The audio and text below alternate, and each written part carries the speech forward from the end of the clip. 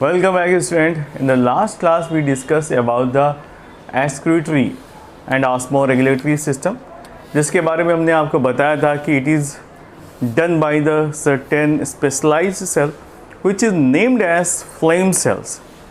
और flame cell के बारे में मैंने आपको ये भी बताया था, I will draw the diagram of flame cell जिसको हम सोलेनोसाइट्स भी कहते हैं या फिर उसको प्रोटोनेफ्रिडिया भी कहते हैं, right. Now next is respiration. किस तरह का रिस्पायरेशन पाया जाता है प्लेटीहेल्मिन्थेस के मेंबर्स में, आइए डिस्कस करते हैं. हेडिंग डालते हैं respiration.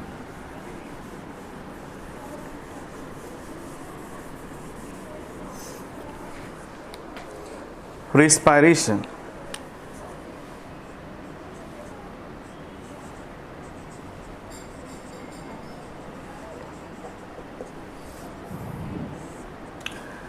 respiration because they are basically are found inside the body because they take nutrition as a parasitic condition. That is why the mode of respiration is anaerobic. They don't have oxygen respiration system. ये oxygen को नहीं लेते और anaerobic mode of respiration में survive करते हैं. तो point लिख लीजिए, anaerobic mode of respiration found,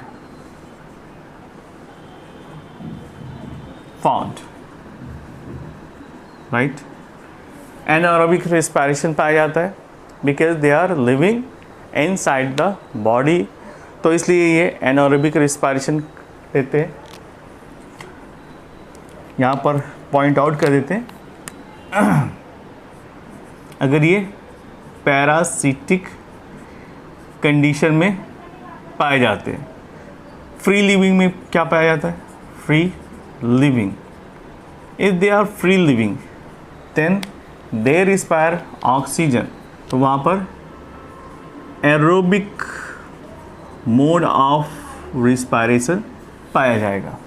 ठीक है, सो मेक क्लियर. हालांकि ज़्यादातर मेंबर एनारोबिक रिस्पायरेशन सर्वाइव करते हैं, बट जो फ्री लिविंग कंडीशन में पाए जाते हैं, for example planaria free living stage में पाया जाता है, वो ऑक्सीजन को रिस्पायर करता है. ठीक है, और ये रिस्पायरेशन किसी पर्टिकुलर ऑर्गन से नहीं होता.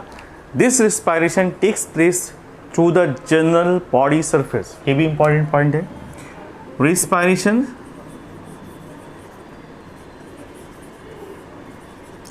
takes place through the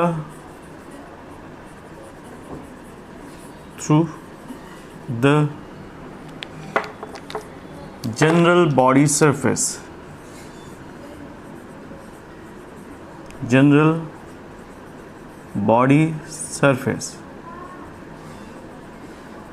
by the diffusion process, right. Now look at the sexuality. As you know, in this phylum basically all the living organisms are hermaphrodite. It means they are living as a bisexual condition. तो heading डाल दीजिए sexuality.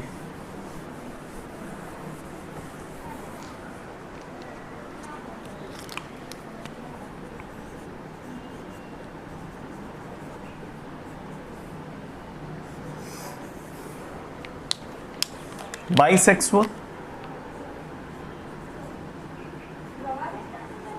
और इसी को हम hermaphrodite भी कहते हैं.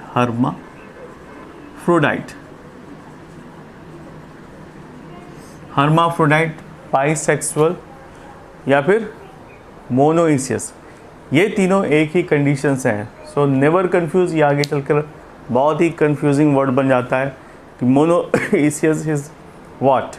तो bisexual condition is also known as monoecious condition. Now reproduction and fertilization. Next heading डाल दीजिए रिप्रोडक्शन, फर्टिलाइजेशन एंड reproduction.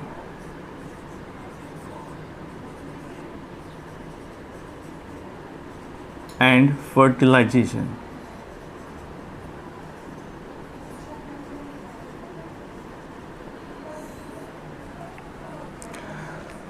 अगर हम फाइलम की बात करें तो यहाँ पर सेक्सुअल रिप्रोडक्शन पाया जाता है, because they are bisexual and they have both the sexes found in the same body, but because of either in some species both the organs are developed in the same time, तो यहाँ पर self fertilisation और cross fertilisation दोनों की condition पाई जा सकती है। और फर्टिलाइजेशन कैसा होता है? Inside the body. फर्टिलाइजेशन इस तरह से कर सकते हैं, अगर दोनों ऑर्गन मेल और female sex organ same time में मेच्योर हो जाते हैं तो सेल्फ फर्टिलाइजेशन सेक्सुअल पाया जाता है। सेल्फ फर्टिलाइजेशन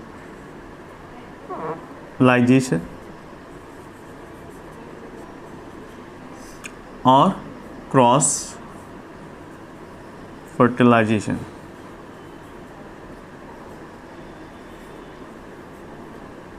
दोनों ही संभावना पाई जाती है। सेल्फ फर्टिलाइजेशन कब पाया जाता है? When male and female mature at same time.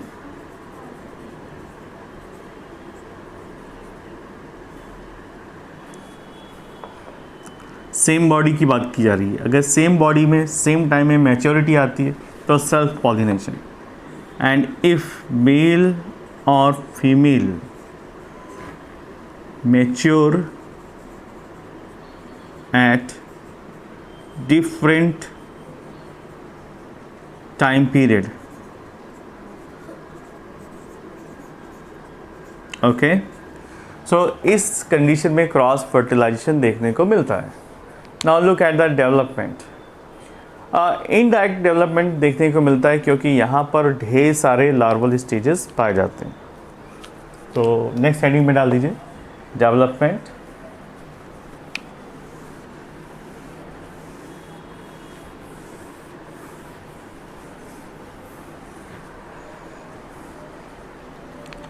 Development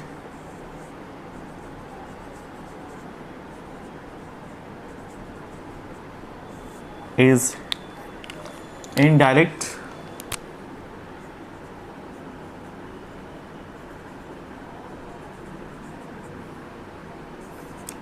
several larval stages are found ठीक है, ये पहला ऐसा फाइलम है जहाँ पर एक से ज़्यादा लार्वा पाए जाते हैं। तो डायरेक्ट डेवलपमेंट यहाँ भी नहीं होता, यहाँ पर कैसा डेवलपमेंट होता है? Indirect. Now look at the larva. अब देखते हैं कि लार्वा कैसे कैसे पाए जाते हैं। लार्वा के बारे में डिस्कस करते हैं। लार्वा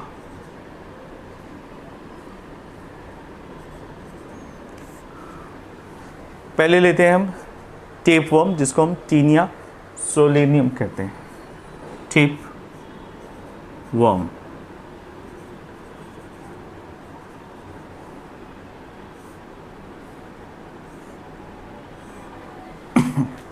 टेप वर्म में जो पाया जाता है उसका नाम है फर्स्ट लार्वल स्टेज, इसको कहते हैं ऑन्कोस्फीयर।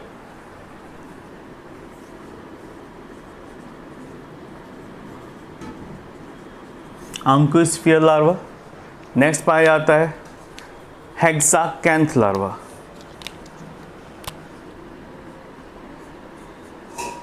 हेक्साकैंथ लार्वा। इसके बाद थर्ड पाया जाता है सिस्टीसेरस लार्वा। सिस्टीसेरस लार्वा।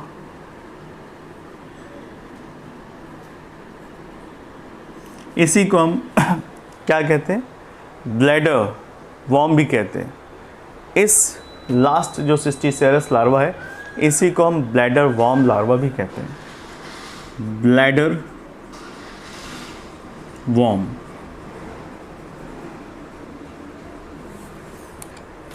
तो you can see there is 3 larval stage found in tapeworm.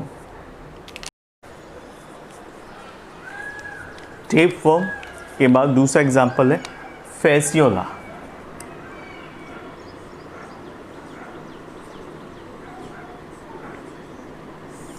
Fasciola hepatica जिसको हम लीवर फ्लूक कहते हैं, इसमें भी डिफरेंट स्टेजेस पाए जाते हैं या डिफरेंट फॉर्मेट पाए जाते हैं किसके, लार्वा के। 1 बाय 1 डिस्कस करते हैं।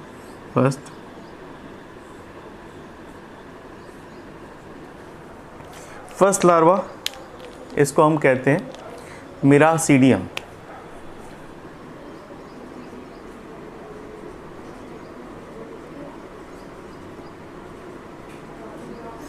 मिरासीडियम लार्वा। और दूसरे लार्वा को हम कहते हैं स्पोरोसिस्ट। Sporocyst larva. थर्ड जो स्टेज पाई जाती है लार्वा की वो है, उसको हम कहते हैं रेडिया लार्वा। Radio larva. इसके बाद फोर्थ कंडीशन पाई जाती है जिसको हम कहते हैं सर्सीरिया।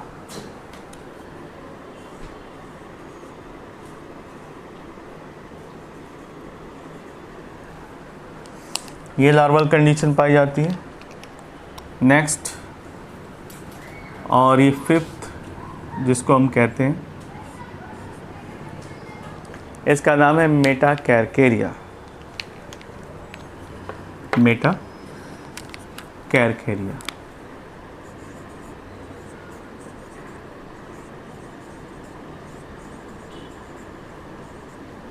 तो 5 लार्वल स्टेजेस पाई जाती हैं फैसियोला हिपैटिका।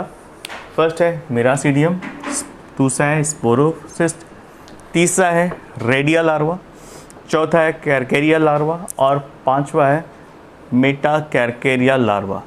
तो यू कैन सी लार्वल जो स्टेजेस हैं वो सेवरल लार्वल स्टेजेस पाए जाते हैं, एक दो नहीं, सेवरल। यहाँ पर इसको क्लियरली मेंशन किया गया है कि several larval stages found. Tapeworm में आपको 3 मिलता है, first, second and third. First larva जिसको हम ऑन्कोस्फीयर कहते हैं, सेकंड को हम हेक्साकैंथ कहते हैं और थर्ड को हम सिस्टीसेरस या ब्लैडर वॉर्म के नाम से भी जानते हैं। यहाँ पर फर्स्ट है मिरासीडियम लार्वा, ये फर्स्ट कंडीशन या फर्स्ट स्टेज। दूसरा आता है स्पोरोसिस्ट लार्वा, तीसरा आता है रेडिया लार्वा, चौथा आता है कैरकेरिया लार्वा और पांचवा आता है मेटाकैरकेरिया। So you can see maximum larval stages are found in this phylum. Okay. Now we are going to point out certain important organism. So write down certain important members of this phylum and their common name. ये exam के point of view से, competitive point of view से भी important है। तो heading डाल दीजिए example.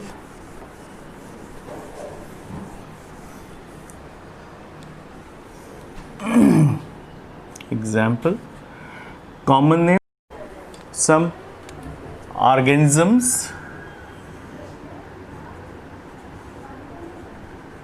which belongs to this phylum and their common name.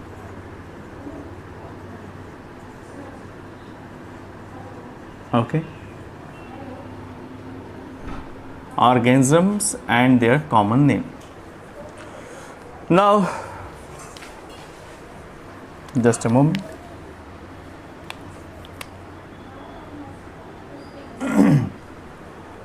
First आता है टीनिया सोलियम। अभी इसके बारे में हमने डिस्कस किया था, टीनिया सोलियम। टीनिया सोलियम को हम कॉमनली जानते हैं किस नाम से, टेप वॉर्म। ठीक है, किस नाम से जानते हैं? टेप वर्म के नाम से जानते हैं।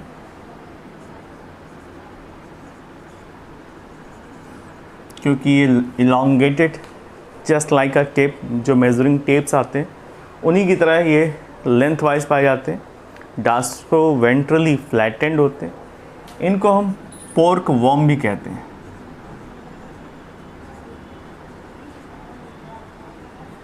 ठीक है, टीनिया सोलियम के बाद दूसरा एग्जाम्पल आता है टीनिया सैगिनेटा।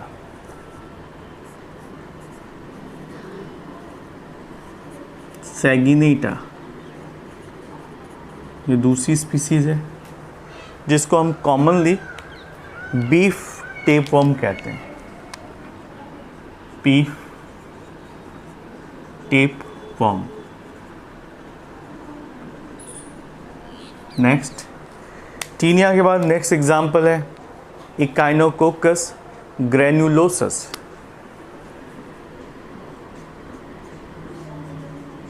इकाइनोकोकस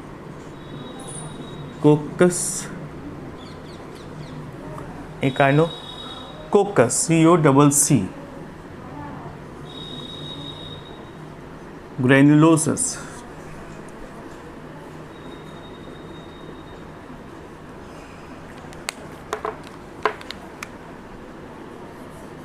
ग्रेन्युलोसस, ठीक है। इसका एग्जाम्पल कौन सा है? इसका कॉमन नेम क्या है?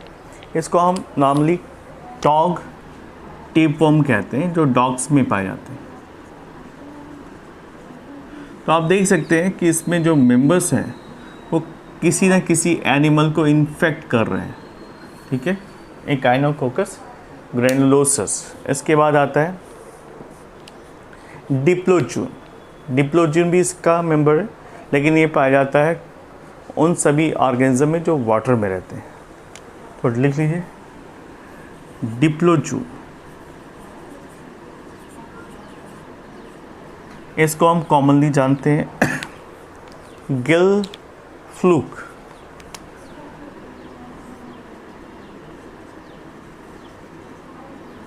ये किस में पाए जाते हैं? फिशेस में पाए जाते हैं, ऑफ फिशेस।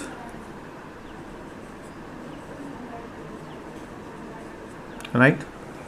इसके बाद नेक्स्ट लिख लेते हैं फैसियोला हिपैटिका, जिसको हम सीप लीवर फ्लू कहते हैं। फैसियोला, इसमें अभी हमने डिस्कस किया कि 5 पाए जाते हैं larval stage. Fasciola hepatica, right. Fasciola hepatica को क्या कहते हैं?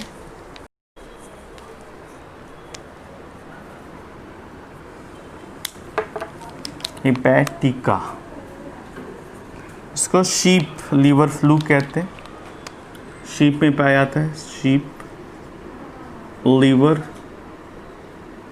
फ्लूक। और लास्ट में जो काफ़ी पॉपुलर है उसको हम कहते हैं प्लेनेरिया। प्लेनेरिया काफ़ी इम्पॉर्टेंट है। प्लेनेरिया ये फ्री स्विमिंग मेंबर है इस ग्रुप का, जो कि पैरासिटिक कंडीशन में नहीं रहता और ऑक्सीजन पे सर्वाइव करता है। और they have a great regeneration power. इसमें हाईएस्ट लेवल का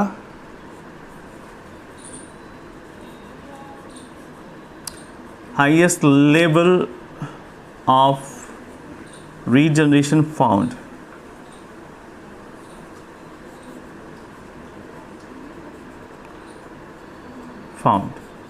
हाईएस्ट लेवल का रीजनरेशन पाया जाता है।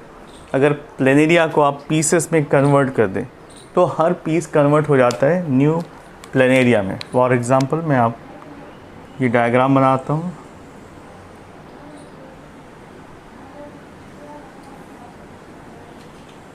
This is the structure of planaria. ये प्लेनेरिया है, यहाँ आई लाइक स्ट्रक्चर पाए जाते हैं इस तरह से। ठीक है, This is a planaria, and if I want to cut into a pieces, 1 2 3, 3 cut लगाया तो 4 पीस इसके तैयार हो गए. First piece this one, second piece, third piece and fourth. Count कर सकते हैं ना, 1 2 3 4. ये 4 पीसेस जैसे हमने काटे, उसके बाद ये धीरे धीरे न्यू प्लेनेरिया में कन्वर्ट हो जाएंगे. यानी इनकी डेथ नहीं हो सकती because they have a great regeneration power. यहाँ पर हेड पोर्शन है तो ये टेल और नेक को जनरेट कर लेगा. यहाँ पर हेड नहीं है और टेल नहीं है तो हेड और टेल को जनरेट कर लेगा. यहाँ पर भी सेम प्रोसेस होगी और यहाँ पर टेल है तो ये हेड को रीजनरेट कर लेगा और किसी की भी डेथ नहीं होगी. They will survive and in this way they can asexually reproduce. अब एक से ज़्यादा हो गए, 4 हो गए, तो आप इसको किल नहीं कर सकते. आप जितनी भी बार इनको पीसेस में कन्वर्ट करते हैं, every piece become a new individual. तो that is the property of planaria. It have a great power of regeneration. Okay, now I am going to draw diagram of planaria which is very important. So आप भी हमारे साथ draw करिए. एक important member है इस phylum का. आपने इसकी प्रॉपर्टी के बारे में समझ ही लिया कि ये इसमें काफ़ी ज़्यादा पाई जाती है regeneration power. Now look at the structure. थोड़ा डिटेल से स्टडी करते हैं कि वो किस तरह से पाए जाते हैं. एज आई टोल्ड, ये कैसे होते हैं?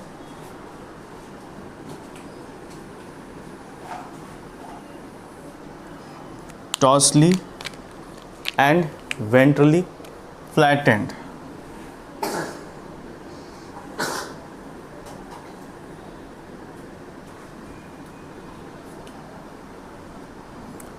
Dorso and ventrally flattened.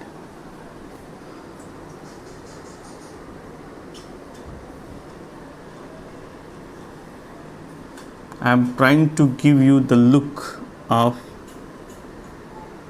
dorso-ventrally flattened.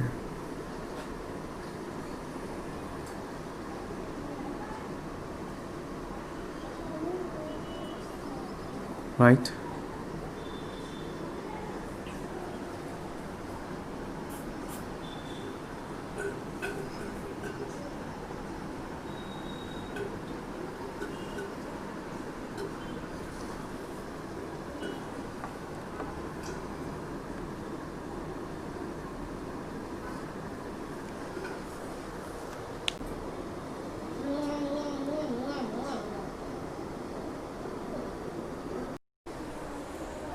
This is the structure around this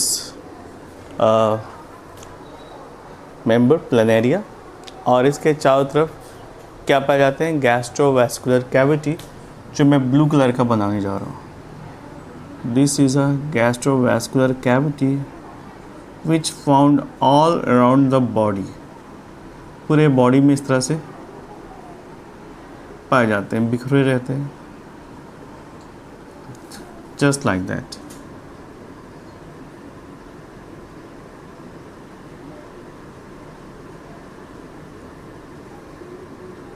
In whole body.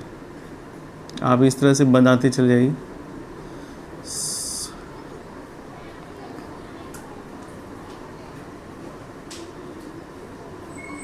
All around the body. Gastrovascular cavity.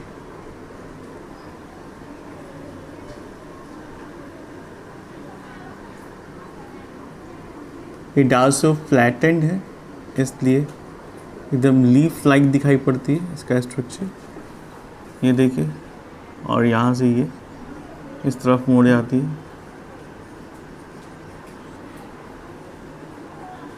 Gastrovascular cavity पूरे बॉडी में बिखरी रहती है. You can see here the whole body. You can see the gastrovascular cavity is found.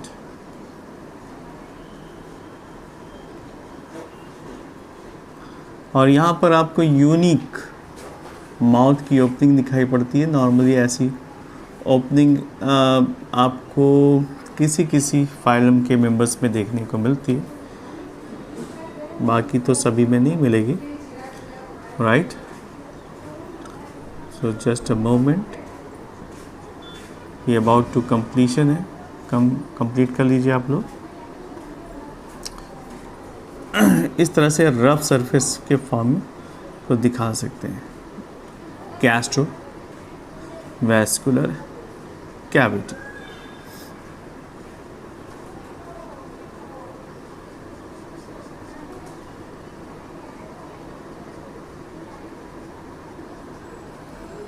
Okay, पूरे body में length wise पाए जाते हैं, पूरे लेंथ वाइज। और यहाँ पर आपको कुछ प्रोसेसेस निकले हुए दिखाई पड़ते हैं जो हेड रीजन पे पाए जाते हैं, जिसको हम गैंग्लिया कहते हैं।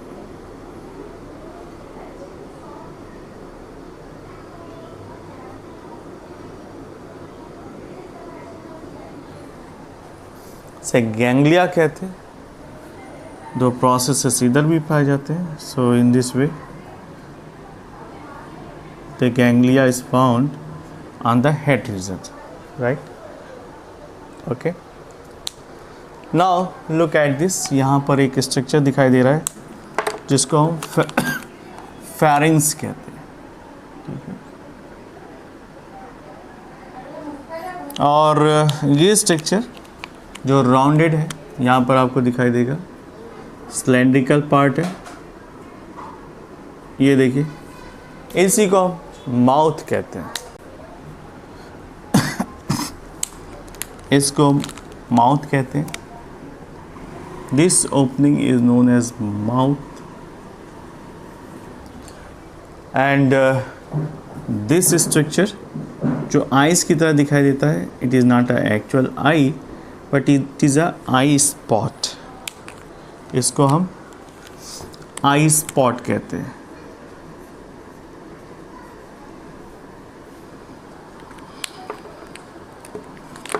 Eye spot, right. ये माउथ हो गया और ये वेंट्रल नर्व कार्ड कहलाते हैं। वेंट्रल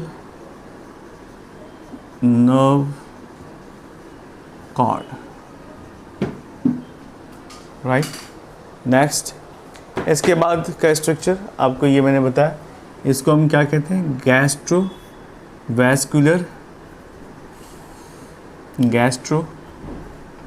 वैस्कुलर कैविटी, जो ब्लू कलर की दिखाई दे रही है। नर्व कार्ड ये ब्लैक कलर में दिखाई दे रहे हैं, राइट। और this structure is known as ganglia. Ganglia का मतलब क्या होता है, it is a fusion of nerve cell. Nerve cell को के फ्यूज़न को हम क्या कहते हैं, गैंग्लिया कहते हैं। And this last structure is known as pharynx.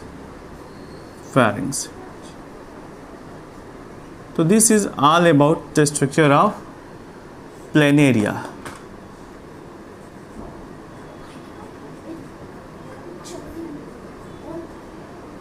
Okay, काफ़ी इंपॉर्टेंट ऑर्गेनिज्म है, इसलिए इसका डायग्राम याद रहना चाहिए। इस तरह से ये स्ट्रक्चर पाया जाता है प्लेनेरिया का। ओके।